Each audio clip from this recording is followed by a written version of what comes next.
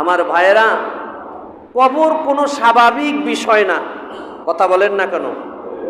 কবর কি না? মৃত্যুও কোনো স্বাভাবিক বিষয় না। এই যে মাউতটা আমি স্পর্শ করলাম, এটার অস্তিত্ব আছে, বলেন এটা কি? এটাকে এখান থেকে কিছুক্ষণ পরে সরায়া অভিজ্ঞ লোকজন যারা আছে তারা কি করবে? কথা বলেন না কেন?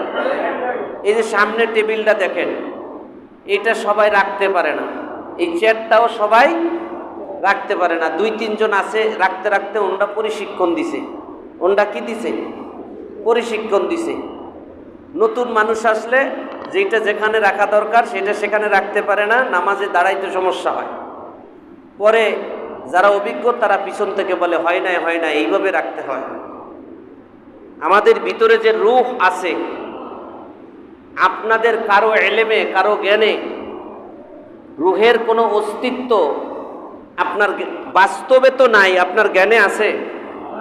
কথা বলেন মাস্টার সাহেব, বলেন রূহের কোনো অস্তিত্ব?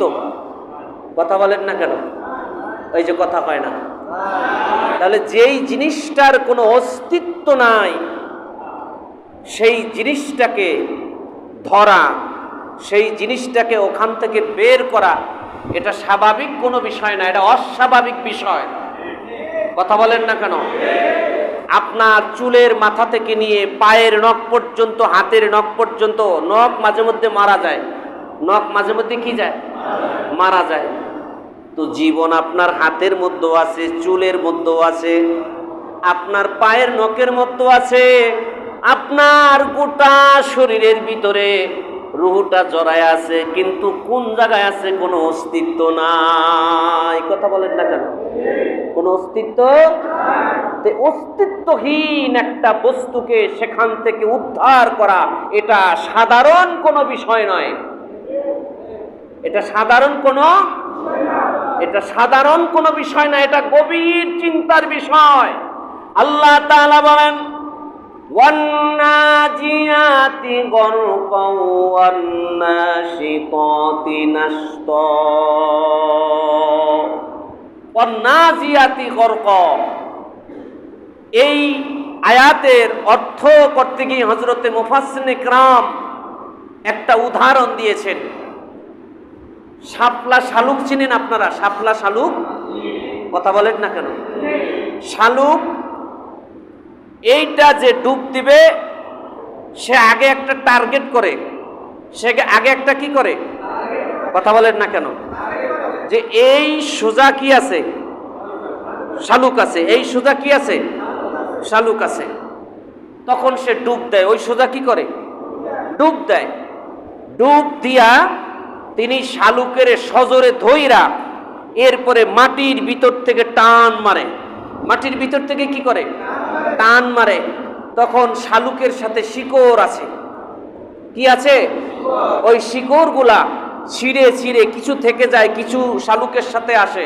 সমূলে ওইটাকে উঠায় আনার জন্য চেষ্টা করলো, সব ওইটা আসে না, কিছু ছিঁড়া বিড়া কি থাকে। এই যে শালুক উঠাইলো, হযরতে মুফাসসিরিনে কিরাম বলেন ওয়ান্নাজিয়াতি গরকা, গুনাহগারের জান কবজ করার জন্য শুধু মালাকুল মউত আজরাইল একা আসে না, এক দল ফেরেশতা আছে। কয় দল? কথা বলেন না কেন? এক দল ফেরেশতা আসে। এক দল ফেরেশতাদের দায়িত্ব কি?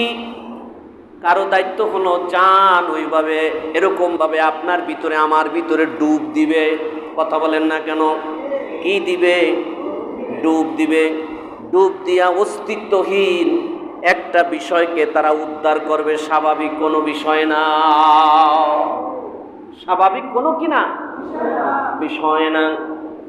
এদিক দিয়ে যারা গুনাহ মাফ করাবে না, গুনাহ অবস্থায় ওই মৃত্যুর বিছানায় শয়ন করবেন, আল্লাহ রব্বুল আলামিন ডাক দিয়া বলবেন, হে ফেরেশতারা শোনো, কত মানুষ বাচ্চা অবস্থায় মায়ের পিঠের নিচে পড়ে মারা গেছে।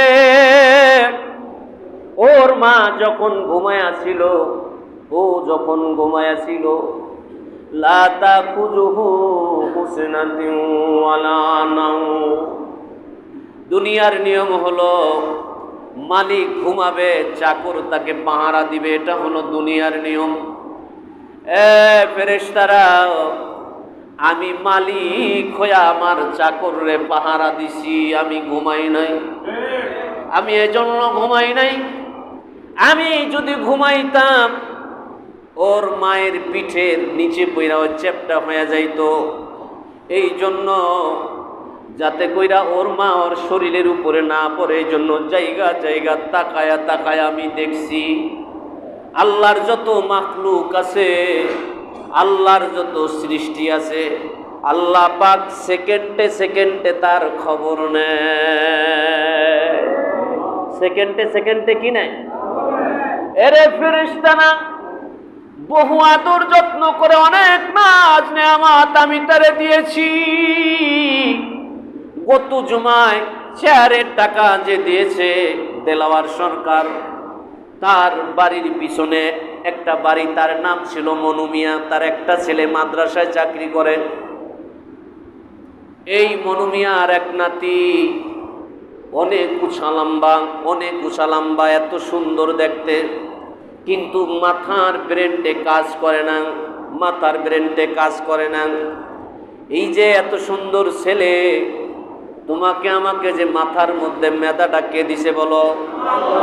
কথা বলো, কে দিছে? এই যে আল্লাহ মেধাটা দিল, চিন্তাটা কেন করি না? সুতরাং মেধার গৌরব করার অধিকার আমার নাই।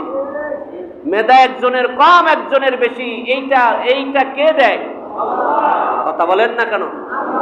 এটা কে দেয়? তাহলে এই একটা শুকরিয়া আদায়ের জন্য যদি কিয়ামত পর্যন্ত সিজদায় পড়ে থাকি, তো আদায় হওয়ার নয়।